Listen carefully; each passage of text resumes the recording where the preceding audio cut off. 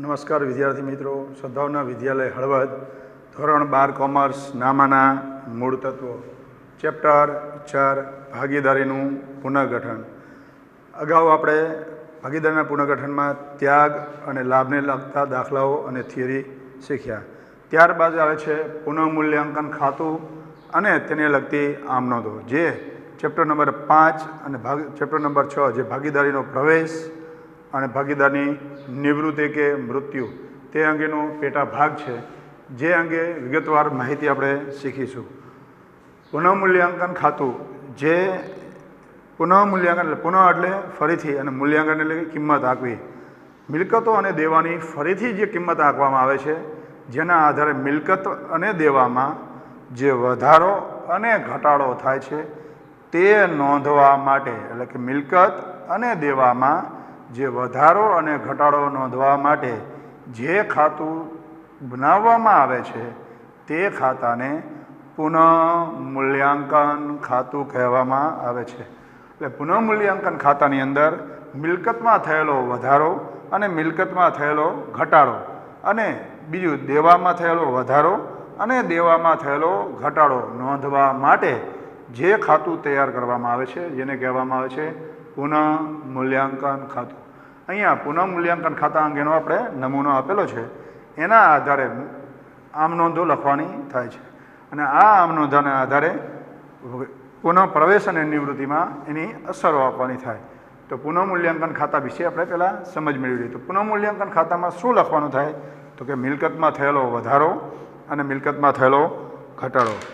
કોઈપણ પેઢીની મિલકતમાં વધારો થાય એટલે કે પેઢીને નફો થાય, અને જો કોઈ મિલકતમાં ઘટાડો થાય તો એના કારણે કોઈપણ ધંધાને ખોટ જાય. તો હંમેશા આપણે ધોરણ 11 અને 11માં શીખ્યા કે ખોટની હંમેશા ઉધાર બાકી હોય અને નફાની હંમેશા જમા બાકી હોય. તો ઉધાર બાકી, નફા અને ખોટની જમા બાકી અને ઉધાર બાકી, એના આધારે જ આ પુનઃમૂલ્યાંકન ખાતું બને છે. જો નફો થતો હોય પેઢીને તો એ જમા બાજુ દર્શાવાય, અને કોઈપણ બાબત મિલકતો અને દેવાના આધારે જો ખોટ થતી હોય તો ઉધાર બાજુ દર્શાવાય. હવે આપણે શરૂઆત કરશું મિલકત અંગે. મિલકતથી જો મિલકતની કિંમતમાં વધારો થાય તો કોઈપણ પેઢીને શું થાય? નફો થાય, અને નફાની હંમેશા કઈ બાકી હોય? જમા બાકી. તો કોઈપણ મિલકત હોય, એ આપણે ધોરણ 11માં શીખ્યા વાર્ષિક હિસાબોમાં મિલકત લેણા બાજુ જે પણ મિલકતો છે, દ્રશ્ય મિલકતો, અદ્રશ્ય મિલકતો, બિનચાલુ મિલકતો અને ચાલુ મિલકતો જેટલી પણ છે, એ મિલકતોમાં થયેલો વધારો હોય તો પુનઃમૂલ્યાંકન ખાતાની જમા બાજુ દર્શાવાય, અને એ કોઈપણ પ્રકારની મિલકત હોય એમાં જો ઘટાડો થાય એટલે કે નુકસાન થાય તો એ પુનઃમૂલ્યાંકન ખાતાની ઉધાર બાજુ દર્શાવાય. હવે કઈ કઈ મિલકતો? તો કે પાઘડી, પેટન્ટ, ટ્રેડમાર્ક, કોપીરાઇટ, જમીન, મકાન, યંત્ર, ફર્નિચર વગેરે વગેરે જેટલી પણ મિલકતો છે, એ મિલકતોની બે બાબત છે, એક વધારો અને એક ઘટાડો. તો પહેલાં વાત કરીએ ઘટાડા વિશે. જો મિલકતની કિંમતમાં ઘટાડો થાય તો મિલકતની કિંમત, કોઈપણ પ્રકારની મિલકતમાં ઘટાડો થાય તો પેઢીને શું થાય? નુકસાન જાય. નુકસાન એટલે કે ખોટ જાય. તો ખોટની કઈ બાકી હોય? ઉધાર બાકી. એટલે કે પુનઃમૂલ્યાંકન ખાતાની ઉધાર બાજુ જેટલી ઘટાડાની રકમ હોય તેટલી રકમ દર્શાવવામાં આવે છે. તો પુનઃમૂલ્યાંકન ખાતાની ઉધાર બાજુ મિલકત ખાતે આ રીતે લખાય. એ મિલકતનું જે પણ નામ હોય, જમીન હોય તો જમીન, મકાન હોય તો મકાન, યંત્ર હોય તો યંત્ર, અને ફર્નિચર હોય તો ફર્નિચર, અને અન્ય કોઈ પણ મિલકતના નામ હોય તો એ મિલકત ખાતે, એટલે મિલકતનું નામ લખી અને એની રકમના ખાનામાં લખવામાં આવે છે. અહીંયા આપણે કૌંસમાં લખેલું છે મિલકતની કિંમતમાં થયેલો ઘટાડો. એટલે મિલકતની જો કિંમત ઘટે તો આપણને નુકસાન જાય, અને નુકસાન જાય તો એ પુનઃમૂલ્યાંકન ખાતાની ઉધાર બાજુ દર્શાવાય. પણ કેટલી રકમ દર્શાવાય? માત્ર ઘટાડો હોય એટલી, અથવા નુકસાન થયું હોય એટલી રકમ પુનઃમૂલ્યાંકન ખાતામાં ઉધાર બાજુ દર્શાવવામાં આવે છે. આના આધારે આપણે એનો ક્રમ આપેલો છે. કેટલા નંબર? 1. જો એના આધારે આપણે આમ નોંધ પણ શીખી શકાય. તો આમ નોંધ એ ટાઇટલ આપેલું છે મિલકતની કિંમતમાં ઘટાડો થાય ત્યારે. તો મિલકતની કિંમતમાં ઘટાડો થાય તો આપણે કઈ બાજુ લખ્યું? પુનઃમૂલ્યાંકન ખાતાની ઉધાર બાજુ. તો પુનઃમૂલ્યાંકન ખાતાની ઉધાર બાજુ હોય તો આની આમ નોંધ કેવી રીતે બને? પુનઃમૂલ્યાંકન ખાતે ઉધાર તે જે વિગત આપેલી છે એના ખાતે જમા. તો વિગતનું નામ શું હતું? મિલકત. તો આપણે આની આમનોંધ શું બને? પુનઃ મૂલ્યાંકન ખાતે ઉધાર તે જે તે મિલકત ખાતે જમા. તો અહીંયા આપણે આમનોંધ લખેલી છે. મિલકતની કિંમતમાં ઘટાડો થાય ત્યારે પુનઃ મૂલ્યાંકન ખાતે ઉધાર તે મિલકત ખાતે જમા. આવી જ રીતે જો મિલકતની કિંમતમાં વધારો થાય તો મિલકતની કિંમત જો વધે તો આપણને શું થાય? પેઢીને નફો થાય. એટલે કે નફાની હંમેશા કઈ બાકી હોય? જમા બાકી. તો પુનઃમૂલ્યાંકન ખાતામાં કઈ બાજુ દર્શાવાય? જમા બાજુ. તો આપણે પુનઃમૂલ્યાંકન ખાતાની અંદર જમા બાજુ લખેલું છે મિલકત ખાતે. તો જે મિલકત હોય, જમીન હોય, મકાન હોય કે અન્ય કોઈ પણ મિલકત હોય તો મિલકતનું નામ લખી અને એને રૂપિયા રકમના ખાનામાં લખવામાં આવે છે. અહીંયા આપણે કાઉન્સમાં પણ લખેલું છે મિલકતની કિંમતમાં વધારો. તો મિલકતની કિંમત વધે તો પેઢીના પુનઃમૂલ્યાંકન ખાતાની જમા બાજુ દર્શાવાય અને જો ખોટ જાય તો પુનઃમૂલ્યાંકન ખાતાની ઉધાર બાજુ દર્શાવે. તો હવે આની આમનોંધ શીખીશું. તો આપણે આમનોંધનો ક્રમ આપેલો છે બીજો. તો અહીંયા આમનોંધમાં ક્રમ નંબર 2. જો મિલકતની કિંમતમાં વધારો થાય તો મિલકત વધે તો આપણને શું થાય? નફો થાય. તો નફાની કઈ બાકી હોય? જમા બાકી. તો પુનઃમૂલ્યાંકન ખાતાની જમા બાજુ. તો પુનઃમૂલ્યાંકન ખાતામાં આપણે જમા બાજુ દર્શાવ્યું છે. તો વિગત હોય શું થાય? ઉધાર. તો આની આમનોંધ શું થાય? વિગત એટલે વિગતનું નામ શું હતું? મિલકત. તો મિલકત ખાતે ઉધાર તે પુનઃમૂલ્યાંકન ખાતે જમા. તો મિલકત ખાતે ઉધાર તે પુનઃમૂલ્યાંકન ખાતે જમા. તો આ મિલકતના 2 નિયમ. કોઈ પણ મિલકત હોય, ફરીથી આપણે મિલકતની કિંમતમાં ઘટાડો થાય તો નુકસાન જાય તો પુનઃમૂલ્યાંકન ખાતાની ઉધાર બાજુ દર્શાવાય અને જો મિલકતની કિંમતમાં વધારો થાય તો પુનઃમૂલ્યાંકન ખાતાની જમા બાજુ દર્શાવાય. તો આ મિલકત વિશે શીખ્યા. હવે એ જ રીતે ત્રીજું છે મિલકત નોંધવાની બાકી હોય. જો કોઈ મિલકત લખવાની રહી ગઈ હોય તો આપણે નોંધાયેલી જ નથી તો મિલકતની કિંમતમાં શું થયું કહેવાય? વધારો. નોંધાયેલી ન હોય અને નોંધવામાં આવે તો એની મિલકતમાં શું થયું કહેવાય? વધારો. તો એ પણ પુનઃમૂલ્યાંકન ખાતાની કઈ બાજુ દર્શાવાય?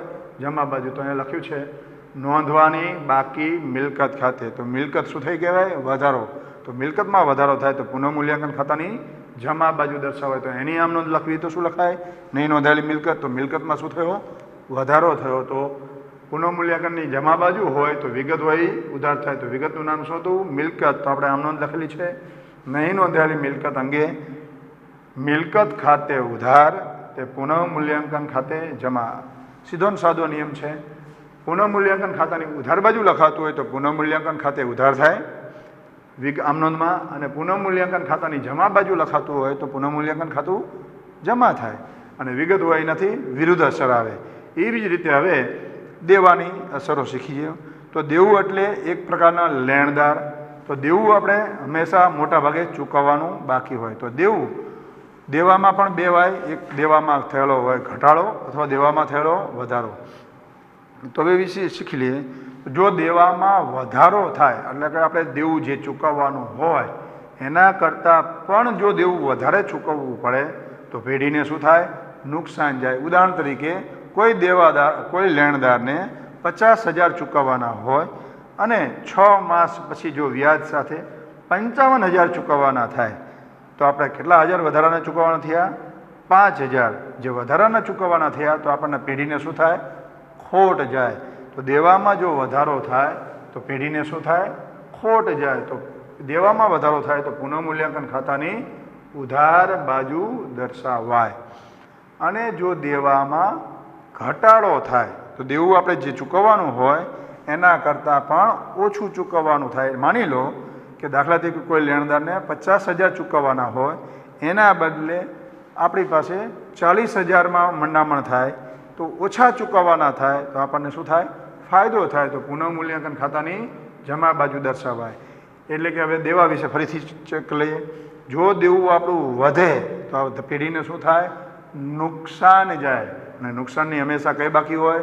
ઉધાર બાકી. તો પુનઃમૂલ્યાંકન ખાતાની ઉધાર બાજુ. દેવામાં વધારો થાય તો પુનઃમૂલ્યાંકનની ઉધાર બાજુ દર્શાવાય અને જો દેવામાં ઘટાડો થાય તો પુનઃમૂલ્યાંકન ખાતાની જમા બાજુ દર્શાવાય. તો જેની આપણે આમ નોંધ શીખી લઈએ. તો એની આમ નોંધ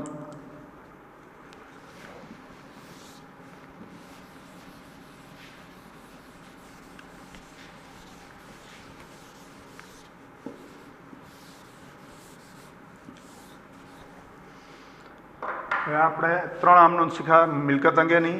હવે 2 આમનોંધ દેવા અંગેની. તો દેવામાં પહેલાં થયેલો ઘટાડા વિશે, તો દેવામાં થયેલા વધારા વિશે. તો દેવું વધે તો આપણને શું થાય? નુકસાન જાય. તો નુકસાન જાય તો જેટલું પણ દેવું વધે એટલું આપણું નુકસાન. તો નુકસાન ક્યાં લખાય? પુનઃમૂલ્યાંકન ખાતાની ઉધાર બાજુ. તો હવે એની આમનોંધ દેવું વધે તો પુનઃમૂલ્યાંકન ખાતાની ઉધાર બાજુ. તો આમનોંધ શું લખાય? પુનઃમૂલ્યાંકન ખાતે ઉધાર તે દેવા ખાતે જમા. પણ આ કેની વાત કરીએ છીએ આપણે? નંબર 4, દેવામાં વધારો થાય ત્યારે. તો દેવામાં વધારો થાય ત્યારે, તો દેવું વધે ત્યારે શું આમનોંધ થાય? તો દેવું વધે તો આપણને શું થાય? નુકસાન જાય. અને નુકસાન પુનઃમૂલ્યાંકન ખાતાની ઉધાર બાજુ લખાય. તો એની આમનોંધ પુનઃમૂલ્યાંકન ખાતે ઉધાર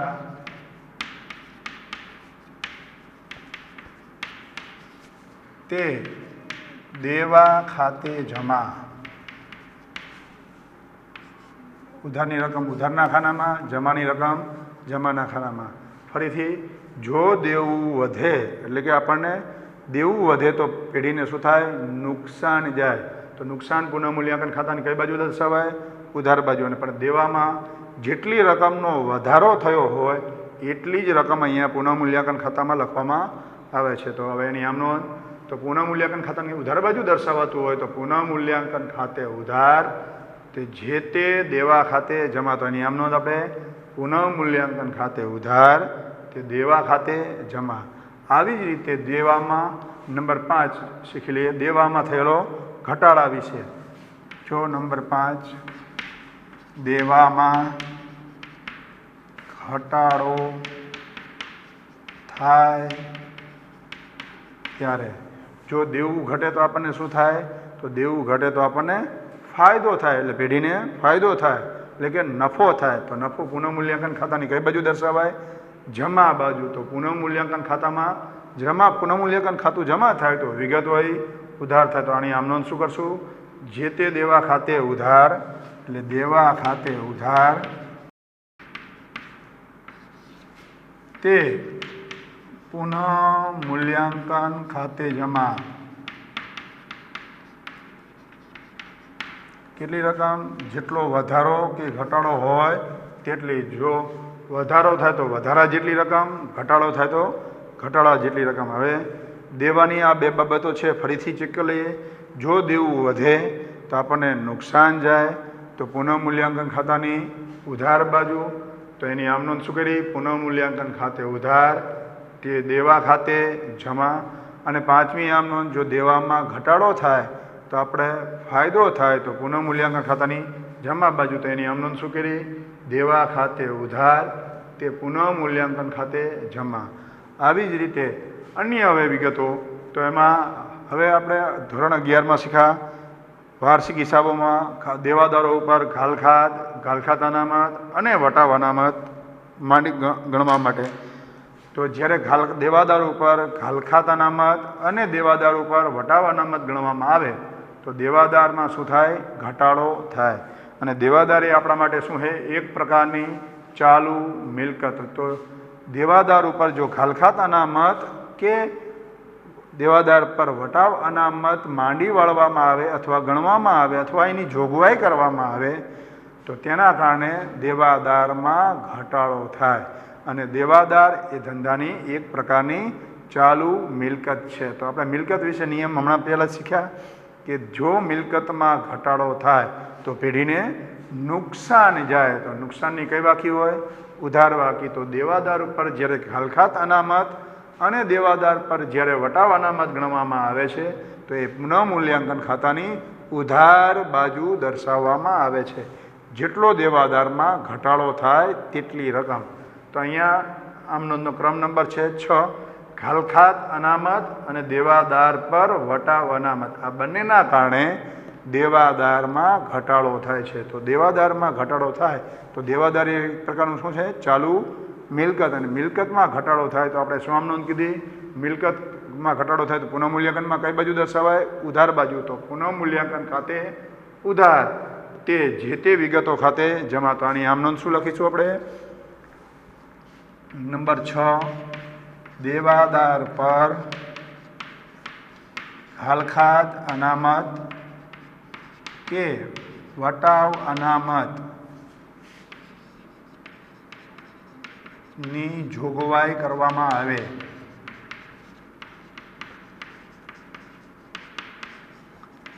જો આની જોગવાઈ કરવામાં આવે તો આની એમને શું કીધી આપણે પુનઃમૂલ્ય દેવાદારમાં શું થાય ઘટાડો, તો દેવાદારમાં ઘટાડો થાય પુનઃમૂલ્યાંકન ખાતાની ઉધાર બાજુ દર્શાવાય તો પુનઃમૂલ્યાંકન ખાતે ઉધાર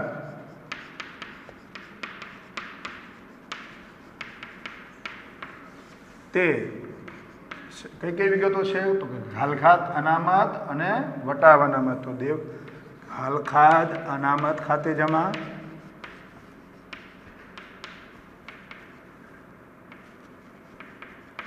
અને તે દેવાદાર પર વટાવ અનામત ખાતે જમા, તો દેવાદાર પર ખલખાત અનામત અને વટાવ અનામતની જોગવાઈ કરવામાં આવે, દેવાદારમાં શું થાય ઘટાડો થાય, તો દેવાદાર એ આપણે શું થાય ચાલુ મિલકત, ચાલુ મિલકતમાં શું થયું ઘટાડો, તો ઘટાડો થાય મિલકતમાં તો પુનઃમૂલ્યાંકનની ઉધાર બાજુ, તો પુનઃમૂલ્યાંકન ખાતે ઉધાર, તો આપણે આમનો શું કરીએ પુનઃમૂલ્યાંકન ખાતે ઉધાર તે જે પણ વિગતો હતી એટલે કે ખાલખાત અનામત ખાતે અને દેવાદાર પર વટાવ અનામત ખાતે જમા।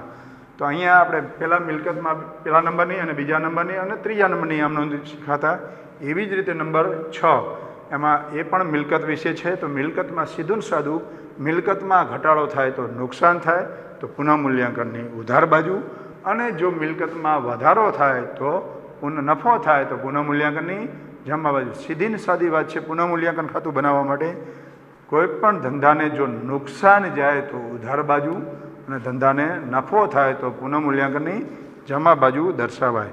હવે આ જ રીતે નંબર 7, 8 અને 9 શીખીએ, તો એમાં નંબર 7 જો દેવું ચૂકવવાનું બાકી હોય, તો દેવું કોઈ પણ ચોપડે નોંધાયેલું ન હોય અને કોઈ દેવું ચૂકવવાનું થાય તો આપણને શું થાય નુકસાન જાય। કોઈ પણ દેવું ચૂકવવાનું બાકી હોય, ચોપડે નોંધાયેલ ન હોય તેમ છતાંય દેવું ચૂકવવાનું બાકી નીકળે તો એ દેવું ચૂકવવાનું થાય તો આપણને શું થાય નુકસાન થાય, તો એ પુનઃમૂલ્યાંકનમાં નુકસાન થાય તો પુનઃમૂલ્યાંકનની ઉધાર બાજુ દર્શાવાય। તો આપણે એની આમનો શું બનાવી શકાય દેવું ચૂકવવાનું બાકી હોય તો પુનઃમૂલ્યાંકન ખાતે ઉધાર તે જે તે દેવા ખાતે જમા, તો ચૂકવવાના બાકી દેવા ખાતે, તો એની આમનો શું લખીશું આપણે નંબર 7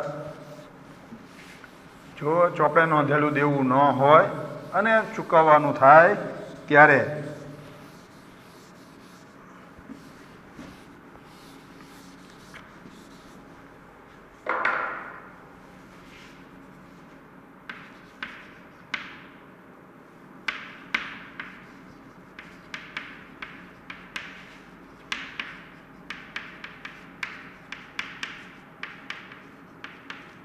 દેવું ચૂકવવાનું બાકી હોય ત્યારે એટલે ચોપડે નોંધાયેલું ન હોય અને દેવું ચૂકવવાનું થાય તો આપણને શું થાય નુકસાન જાય, તો એની આમનો શું પુનઃમૂલ્યાંકન ખાતે ઉધાર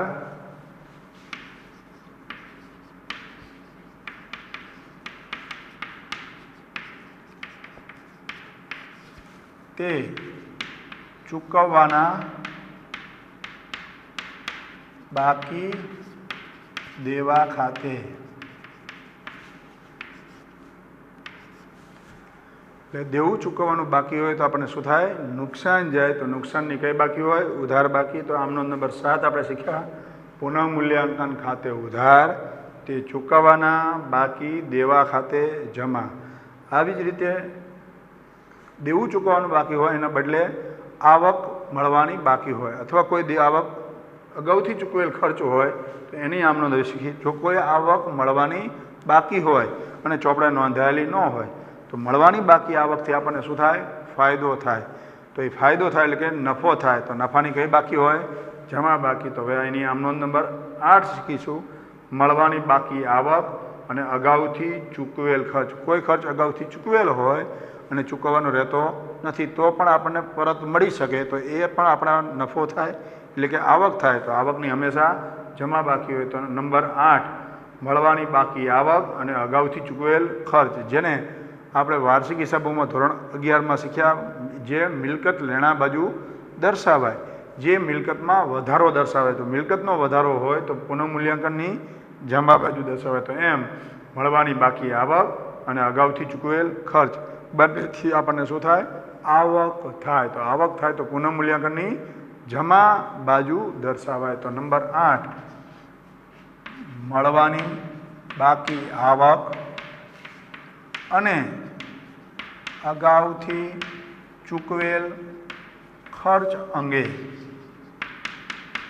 તો એની શું આમ નોંધ કીધી આપણે? આવક, મળવાની બાકી આવક અને અગાઉથી ચૂકવેલ ખર્ચથી આપણને શું થાય? આવક થાય. અને આવક થાય તો પુનઃમૂલ્યાંકનની જમા બાજુ દર્શાવે. તો પુનઃમૂલ્યાંકન ખાતું જમા થાય તો વિગત હોય ઉધાર થાય. તો આની આમ નોંધ શું થાય? મળવાની બાકી આવક ખાતે ઉધાર, બીજું અગાઉથી ચૂકવેલ ખર્ચ ખાતે ઉધાર, તે પુનઃમૂલ્યાંકન ખાતે જમા. તો મળવાની બાકી આવક અને અગાઉથી ચૂકવેલ ખર્ચથી આપણને શું થાય?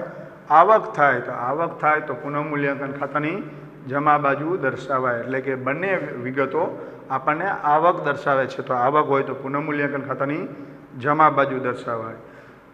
હવે મિલકતો અને દેવા વિશે આટલી જ આમ નોંધો છે. હવે આના આધારે પુનઃમૂલ્યાંકન ખાતું બધું તૈયાર થયા પછી, હવાલાઓની અસર આપ્યા પછી ખાતું બંધ કરવાનું થાય. તો નામાના નિયમ પ્રમાણે સરવાળો કઈ બાજુ કરવામાં આવે છે? તો જે બાજુ સરવાળો વધુ હોય એ બાજુ સરવાળો પહેલાં કરવામાં આવે છે. તો પુનઃમૂલ્યાંકન ખાતાની માની લો કે જમા બાજુ વધારે હોય તો પુનઃમૂલ્યાંકન ખાતાનો સરવાળો જમા બાજુ ઉપર એક લાઈન, નીચે ડબલ લાઈન, અહીંયા સરવાળો લખવામાં આવે છે.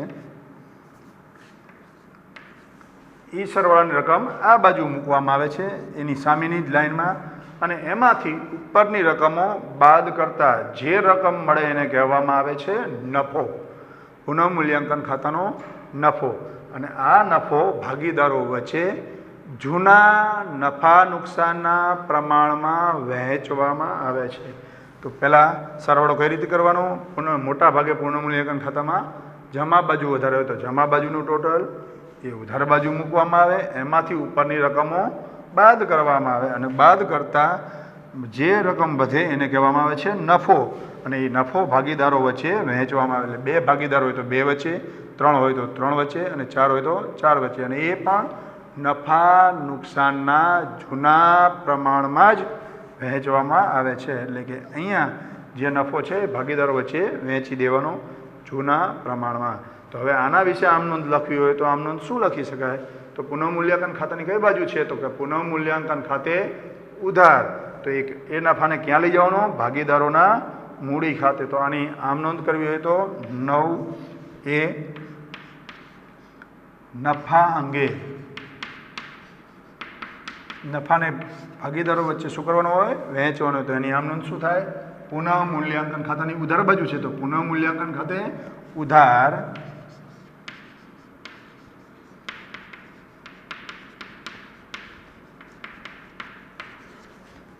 તે ભાગીદારોના મૂડી ખાતે જમા. પણ જો 2 ભાગીદારો તો 2 ભાગીદારો વચ્ચે વહેંચવાના. A અને B હોય તો A અને B, A, B અને C હોય તો A, B, C વચ્ચે. ભાગીદારોનું જે પણ નામ હોય, 2 હોય તો 2, 3 હોય 3, 4 હોય તો 4 વચ્ચે જૂના પ્રમાણમાં વહેંચવામાં આવે છે અને ભાગીદારો વચ્ચે એના ખાતે જમા કરવામાં આવે છે. આના બદલે જો પુનઃમૂલ્યાંકન ખાતામાં નફાને બદલે હવે ખોટ હોય તો એની આમ નોંધ શું કરી શકાય? તો પહેલાં પુનઃમૂલ્યાંકન ખાતાનો ઉધાર બાજુનો સરવાળો કરવાનો, એને જમા બાજુ મૂકવાનો અને એમાંથી ઉપરની રકમો બાદ કરતાં મળેલી ખોટ, એટલે કે ખોટ એ પણ ભાગીદારો વચ્ચે વહેંચાય. તો હવે આની આમ નોંધ શું કરી શકાય? તો પુનઃમૂલ્યાંકન ખાતાની કઈ બાજુ છે? જમા બાજુ. તો પુનઃમૂલ્યાંકન ખાતું જમા થાય તો એ ખોટ ભાગીદારો વચ્ચે શું કરવાની? વહેંચવાની. તો ભાગીદારોના મૂડી ખાતે ઉધાર થાય અને તે પુનઃમૂલ્યાંકન ખાતે જમા થાય. એનો આપણે ક્રમ આપેલો છે 9B. નફા ખોટ અંગે, તો ખોટની આમ શું થાય? તો પુનઃમૂલ્યાંકનની કઈ બાજુ છે? જમા બાજુ. તો વિગત હોય ઉધાર થાય તો વિગત શોધી. ભાગીદારોના મૂડી ખાતે, તો ભાગીદારોના મૂડી ખાતે ઉધાર તે પુનઃમૂલ્યાંકન ખાતે જમા.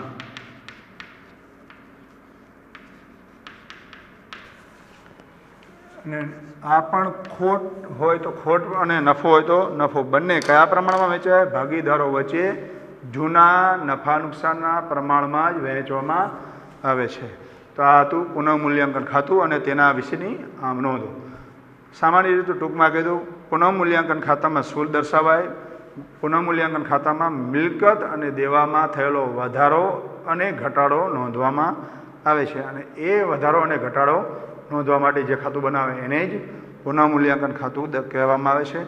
અને આ મિલકત અને દેવામાં જે નફો થાય તો જમા બાજુ, અને મિલકત અને દેવાના કારણે જે ખોટ જાય તો પુનઃમૂલ્યાંકનની ઉધાર બાજુ દર્શાવવામાં આવે છે. અને આને પુનઃમૂલ્યાંકન ખાતાને બીજા નફા નુકસાન હવાલા ખાતા તરીકે પણ ઓળખવામાં આવે છે. આનું નફા નુકસાન હવાલા ખાતું નામ કેમ આપવામાં આવેલું છે?